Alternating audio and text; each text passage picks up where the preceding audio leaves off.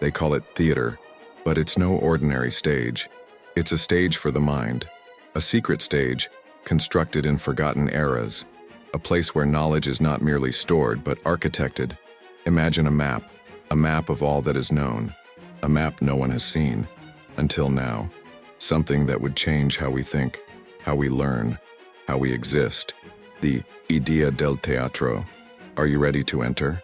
Giulio Camillo, a misunderstood visionary, conceived something monumental in the heart of the Renaissance, a mental proto-database, an architectural structure designed to house the totality of human knowledge.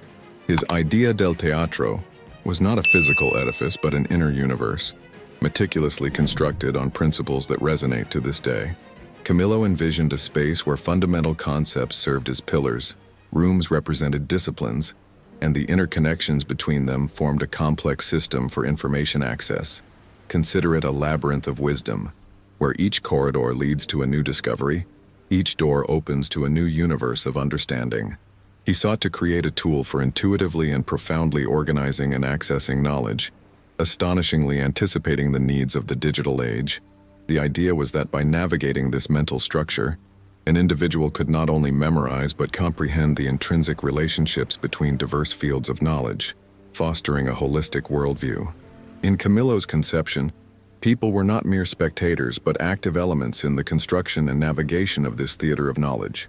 Each individual, with their own understanding and perspective, contributed to the living tapestry of collective memory.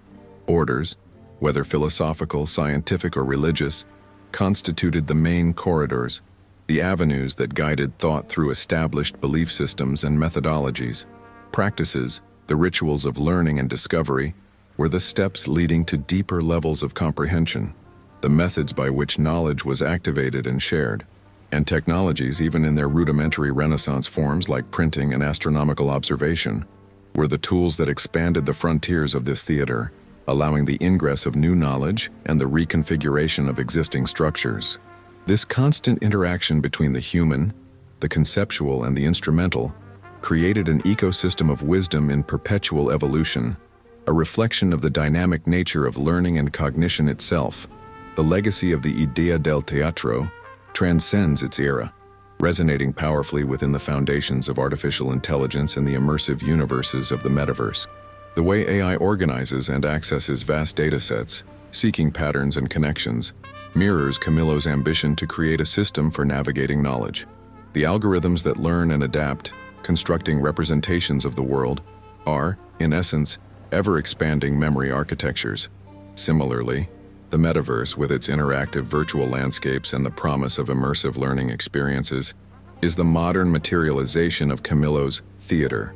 Instead of a mental space, we now have a digital realm where knowledge can be explored in a three-dimensional, interactive, and collaborative manner. Each virtual environment, each avatar, each interaction within the metaverse can be viewed as a new corridor, a new room, a new concept to be discovered and experienced, extending the Renaissance vision of a stage for the infinitely expanding mind. What began as a glimpse of a stage for the mind has unfolded into a digital labyrinth, where each virtual corridor, each avatar we encounter, each interaction leads us down unexplored paths. We are only beginning to unravel the infinite possibilities of this three-dimensional space, where knowledge becomes palpable and collaboration shapes new realities. What else awaits us in the depths of this metaverse? If you are ready to continue this journey of discovery with us, please like this video and subscribe to the channel so you don't miss the next step in this exploration. With each new environment explored, the perception of the nature of learning transforms. The ancient masters, who sought perfection through proportion and harmony, now find an echo in algorithms that orchestrate the dissemination of knowledge. The idea of static knowledge confined to books and classrooms gives way to a fluid and ever-mutating experience. The very architecture of these virtual worlds, once mere scenery, reveals itself as an active component in the process of apprehension. Navigating these spaces is not merely observation, but interaction, shaping, and being shaped. Creative tools, once demanding mastery of specific techniques, now metamorphose into intuitive extensions of thought. The capacity to build and share in real time unveils novel avenues for intellectual collaboration. wherein disparate perspectives coalesce to generate insights unattainable in isolation. Each collaborative project, each exchange of ideas, represents a further stride in expanding this digital stage. They have bestowed upon us the illusion of creative freedom, yet the truth is far more disquieting. Every line of code, every meticulously aligned pixel, constitutes a link in an invisible chain, intricately woven by minds operating from the shadows. That ease of creation we so readily laud? It is the quintessential lure, engineered to draw us into a digital labyrinth where our most intimate thoughts are cataloged, dissected, and, I dare say, manipulated. Real-time collaboration, this marvel that purports to bring us closer? It is the very web from which information is harvested, a vast repository feeding an algorithm with ambitions we can scarcely fathom. The architecture of this digital stage, perceived by many as an advancement of democracy, actually mirrors the proportions of an ancient temple, replete with hidden chambers and forgotten symbols. What they term the expansion of the stage is, in actuality, a progressively insidious encirclement, and most chillingly, the majority remain oblivious. They have taught us to dance to their dictated rhythm, under the delusive pretense that the tempo is our own. Yet the true maestro of the melody remains concealed, orchestrating every movement. They pursue a perfect harmony, but not the harmony we seek.